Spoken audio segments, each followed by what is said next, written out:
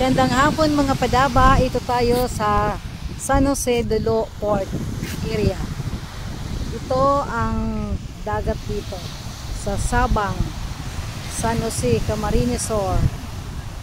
Yan, ang lawak-lawak, ang ganda.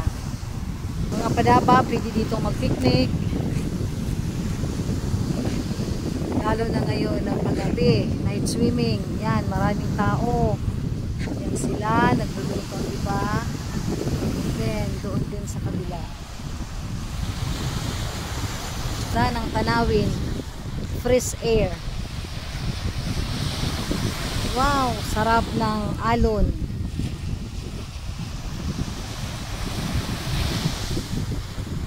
Mga padaba, dito ang libangan ng mga tao, lalo na sa gabi.